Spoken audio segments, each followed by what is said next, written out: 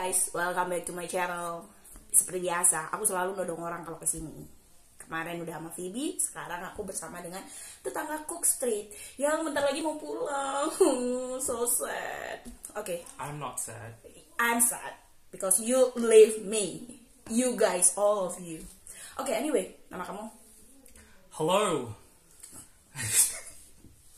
Saya Azhar. Dipanggil Azhar. Azhar dipanggil Aca. No Aca. Aca nehi ya. Okay, so Aca ini kuliah. Sebentar bro, sebelum mulai kuliah di UWE, aku tuh pengen denger cerita kamu. Nih, dia tuh keren banget. Allah. Dokter, Pak Dokter guys. Jadi aku pengen denger sebenarnya menjadi dokter itu berat apa enggak sih? Tergantung, Mbak. Tergantung apa? Ya tergantung mau pandang dari sudut mana. You love? Yes, I Your love job? my job. Even this is not your first choice, right? For the job. Kok tahu? You already told me. Iya. Jadi apa harus ceritain itu dulu? Iya, ceritain. Maksudnya aku suka jadi dokter atau mungkin ceritanya. Oke, aku tahu bahwa dokter itu bukan pilihan kamu, ya kan? Pilihan kamu sebenarnya desain, karena dia tuh desain fotografinya bagus. You know better than me ya. No. Jadi dulu waktu masih kecil SD ya, aku tuh suka banget menggambar kan, melukis, mewarnai. Jadi mulai dari situ kayak udah ada kemauan udah ada passion untuk apalah seni-seni menggambar apa gitu kan. Terus seiring menua, ini pas di puncaknya itu pas di akhir SMA. Karena kita harus memilih. Itu kan udah penjurusan IPA IPS, terus pas di kelas 3 harus sudah menentukan mau mengarah kemana, our future studies gitu. Tapi kan kamu anak IPA toh? Aku anak IPA. Nah di situ sempat ada kayak bentrok antar orang tua. Bukan orang tua sih sebenarnya, keluarga, kakek nenek. Karena emang dari silsilah keluarga aku itu baik dari bapak maupun ibu belum ada yang di kesehatan. Gitu? Kesehatan. Oh jadi mama sama sekali belum ada yang. Nah jadi bapak dari latar belakang petani. Oh oke. Jadi semua kakek petani, mama dari pedagang. Oke. Terus mulai dari ayah saya itu udah mengambil jalur pendidikan. Dia udah mulai keluar dari stigma, bukan stigma sih, maksudnya keseragaman keluarga gitu. Ibu mengambil jalur hukum, bapak pendidikan. Jadi ibu tuh hukum ternyata. Iya, dia sarjana hukum. Lawyer dong.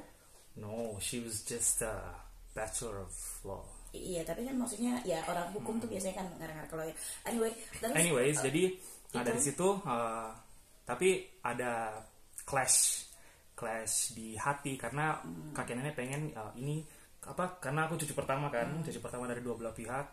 Ini penjurusan ke arah dokter aja gitu. Oke lah, setelah ada diskusi panjang sama orang tua segala macam, sudah maksudnya it's not even bukan juga pilihan yang gimana, jadi ya dicoba aja kan.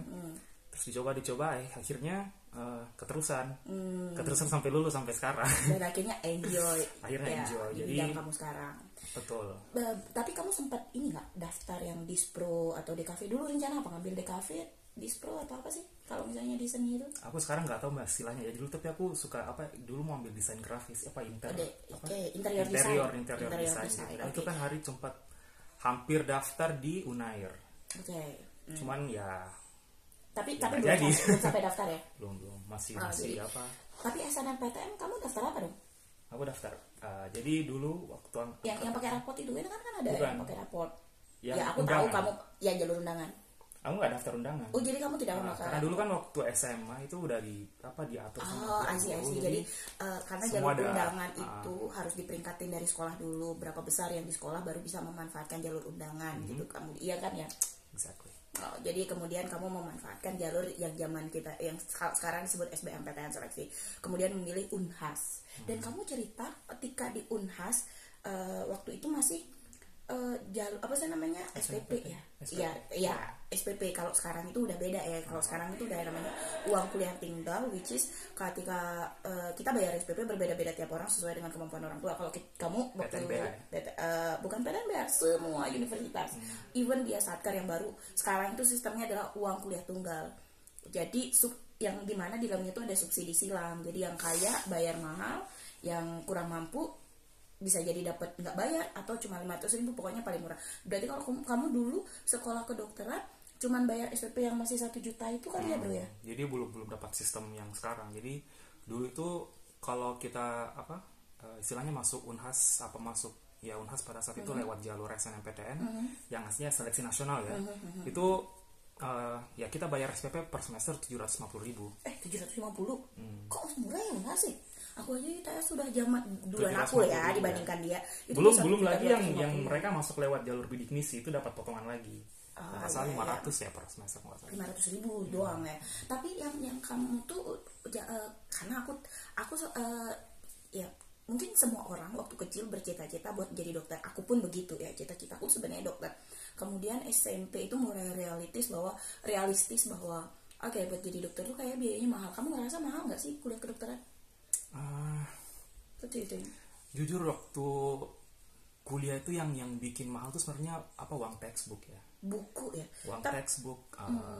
Tapi kayak katanya orang-orang tuh kalau misalnya praktikum, kamu bayar mayat lah, jadi gitu praktikum bukannya bayar ya? Jadi semua kayak biaya kadaver, biaya kita praktikum di lab kan ada banyak macam lab kan waktu S1 itu kita lab dasar. Itu sebenarnya sudah semua ditanggung oleh SPP kita. Cuman yang mesti kita keluarin biaya tambahan itu kayak modulnya. Jadi istilahnya kalau kita waktu SMA kita bilang LKS.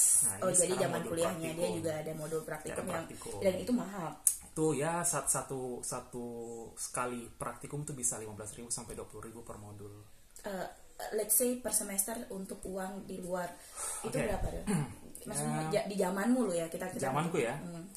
Let's say satu blok bisa sampai 2 sampai 3 praktikum. Ini per semester. Per semester, hitungannya per semester. Karena kan kamu tadi 700.000 per semester untuk SPP. Maksudnya plus uang uang praktikum 200.000 lah mbak per semester. It's so cheap man. Kuliah kedokteran ternyata tidak semahal itu ya. Semoga juga masih sekarang. Menurut kamu di UNAS sekarang, maksudnya untuk modul praktikum dan lain-lainnya masih kurang lebih harganya sekian kan? Kalau sekarang itu kita nggak ada lagi biaya modul kan semua sudah online, jadi bisa diakses di selain kita punya di UNAS namanya e-learning sekarang, jadi semua serba elektronik, digital, bisa diakses. Semua. Betul sekarang semua uang itu di awal itu kan cuma di uang tapi apa sih istilahnya? Cuman yang uang UKT itu maksudnya. UKT itu ya. BTW UKT ya, uang kuliah tunggal maksudnya. BTW kamu dulu waktu masuk kedokteran di awal itu ada ini nggak uang pengembangan SPI gitu, sumbangan pengembangan institusi yang biasanya nominalnya itu kayak hampir ratusan juta gitu, nggak ada ya? Ada, tapi untuk jalur teman-teman yang ambil jalur non subsidi, JNS ya. Jalur non subsidi ada. Jadi kalau go back untuk masaku dulu itu, jadi paling atas itu ada istilahnya jalur undangan. Which is ya mereka nggak tes, cuma masukin nilai rapor dari SMA, diseleksi. SNMPTN sekarang guys. Habis itu ada SNMPTN. Sekarang namanya SNMPTN itu adalah SBMPTN. Oke. Translate ya. untuk yang zaman habis sekarang. SNMPTN ada JNS, jalur non subsidi. Jalur non subsidi pun ada 2 lagi waktu zamanku ya tuh. Jadi saya ada jalur non subsidi untuk teman-teman yang regular, which is ya orang Indonesia, orang lokal, ada yang internasional. Jadi oh my god, udah kemarin, di zamanmu tuh udah ada internasional. Kita kemarin terima teman-teman dari Malaysia sama ya Malaysia, kebanyakan majority Malaysian. Emang diterima untuk semua ASEAN kah atau international student? Kayaknya pada saat itu kita punya MOU cuman majority dengan dari Malaysia. Ada sih dari Belanda sama India, cuman itu kayaknya ada special consideration. Jalur non subsidi itu jalur mandiri sekarang. Terus yang berarti kamu English dong delivery kuliahnya? Yang English class, yang international class ya. Tapi kamu enggak, kita kan yang regular. Tapi yang Indonesia apa juga bisa masuk international class? Bisa. Itulah aku tadi bilang yang jalur non subsidi. Oh. Let's say mereka fail di undangan, fail di SNMPTN kemudian bisa jalur lanjut di jalur non subsidi. Nah, jalur non subsidi itu bisa yang reguler untuk orang Indonesia, atau kalau misalnya orang Indonesia yang pengen international ini kurikulum bisa Ya. ke sana. Kenapa? Yang internasional cuma internasional, untuk internasional pendaftar internasional. Oh, jadi ya tidak ada orang Indonesia yang masuk jalur internasional ya? Sorry, ada. Ya udah. Sorry. Ada. Ya, jadi betul Mbak. Jadi jalur non subsidi ada yang untuk yang orang Indonesia lokal, ada yang internasional. Nah, untuk kelompok internasional ini juga bisa dimasuki oleh teman-teman yang dari Indonesia. Ya, oke. Dan Cepat, itu betul. harganya lebih mahal pastinya. Lebih. Karena ya kayak kamu belajar di mana-mana sih. Aku yakin di setiap kampus yang punya international degree itu biasanya emang lebih mahal. Nah, oke. Kemudian kamu kuliah kedokteran itu 4 tahun pastinya. Apa S1? S1 itu untuk dapat S-Cert. 3 tahun. Aku 3 tahun. Oke, 3 tahun. Bukannya itu 4 tahun ya? Oh, kamu cepat berarti. Wow. Iya kan semua. Wow. emang gitu kurikulumnya. Ini dia cepat berarti. Oke, nggak biasanya SK itu setahu aku nih ya rata-rata itu 4 tahun. Terus Ya, habis sekarang itu 3,5 tahun ya. Habis dapat SK biar bergelar dokter kamu harus PTT. PTT. Koas dulu. Koas itu apa bedanya PTT sih? Coba jelasin. Kan oke, kita tahu kayak mungkin semua orang udah kuliah seperti biasa kayak S1 pada untuk semua jurusan itu untuk hanya mendapatkan gelar SK. Nah, kemudian koas itu apa? Oke, jadi sekarang dulu itu koas kita istilahnya adalah koasisten. Jadi kan dulu di rumah sakit ada supervisor ya, dokter-dokter spesialis. Kemudian ada dokter umum yang sedang mengambil pendidikan spesialis namanya residen. Oke. Nah, residen itu pun lagi punya koasisten. Jadi asistennya supervisor punya asisten lagi, itulah koas. Jadi kata koasisten. Cuman sekarang kita nggak pakai istilah koas lagi, itu karena ya apa istilah tempo dulu. Sekarang kita bilangnya MPPD, mahasiswa program pendidikan dokter. Oke, jadi itu selama berapa lama koas itu? Tergantung dari institusi masing-masing lagi Mbak. Jadi maksudnya kalau di UNHAS kita targetkan 2 tahun. Oke. Ada juga kamu 2 tahun? Iya, 2 tahun. Wow, berarti tadi kalau normal student yang kedokteran ya 4 tahun untuk mendapatkan gelar S-Cert, 2 tahun koas untuk mendapatkan gelar dokter. Apakah ada kemungkinan fail pada saat untuk mendapatkan gelar dokter? Of course. Kalau tidak kuat di waktu koas 2 tahun itu. Jadi untuk dapat gelar S1 itu sama dengan fakultas yang lain. Ya, sama dengan jurusan lain lah ya. Skripsi. Yes. Kemudian untuk koas sendiri karena ini kan adalah pendidikan profesi, jadi multifaktorial sebenarnya Mbak. Jadi dinilai dari kampus, dinilai dari instansi tempat dari kita bekerja juga. Akademik sama praktik sendiri. Jadi ada banyak penilaian lah pokoknya. Nah, akademiknya di mana menilai? Ya kita kan ada tugas-tugas. Itu dari kampus. Dari. Jadi koas di UNHAS itu sebenarnya sebagian besar udah nggak dipegang oleh kampus lagi, tapi rumah sakit. Oke. Termasuk akademisnya itu juga dinilai sama rumah sakit. Yes. Jadi yang bisa menyatakan lulus kamu di rumah sakit itu ada, maksudnya yang menyatakan lulus bahwa bisa kamu mendapatkan gelar dokter ya rumah sakit tempat kamu bekerja. Apakah selama? Enggak. Jadi gimana ya? Pendidikan koas itu kan kita rotasi ya, banyak departemen. Jadi di FKUNS itu kalau nggak salah ada 20-an departemen yang mesti kita selesaiin. Kalau kita lulus di setiap jadi yang menentukan kita bisa lanjut ke departemen berikutnya itu adalah ya ketua departemen itu sendiri. Nah, kalau kita udah lulusi semua departemen yang ada di rumah sakit itu, barulah kita punya nilai direkapitulasi oleh akademik bagian di kampus. Itulah yang menentukan kita bisa lanjut ke UKMPPD, jadi ujian kompetensi untuk mendapatkan gelar dokter itu. Mendapatkan gelar dokter itu. Jadi, kalau ujian itu diselenggarakan oleh kampus nasional. Oh, nasional. Iya. Jadi yang biasanya teman-teman yang istilahnya lama untuk mendapat gelar dokter itu sebenarnya bukan dari pada saat fase koas mereka, tapi pada saat menunggu ataupun mereka retake terus ujian nasional itu yang bukan PPD itu. Terus kamu berapa kali? Ya one shot lah. One shot. Oh, jadi itu biasanya ada kompetensi nasional, ujian kompetensi nasional untuk mendapatkan gelar dokter, dan itu bayar lagi atau kamu udah masuk UKT-mu atau gimana untuk mendapatkan gelar dokter teks itu? Aku lupa Mbak, itu kayaknya ada pembayarannya itu kalau nggak salah. Nggak ada ya. Oke, udah ada pembayaran ya, tapi kan seperti biasa lah, kamu tes kompetensi welding inspektor aja bayar mahal guys. Oke, jadi 2 tahun kamu koas udah, terus abis itu apa lagi PTT itu kan kamu Nah, jadi PTT itu dulu sebenarnya istilah zaman dulu ya. Oke. Jadi Apa sih singkatannya PTT namanya? pegawai tidak tetap.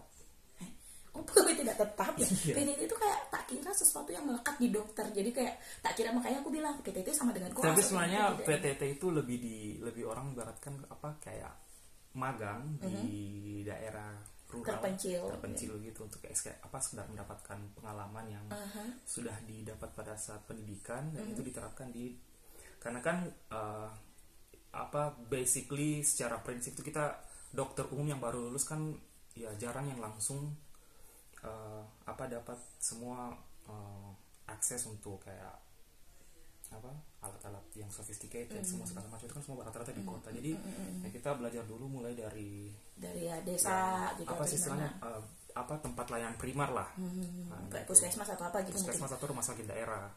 Itu apakah wajib sebagai seorang lulusan kedokteran untuk mengambil PTT?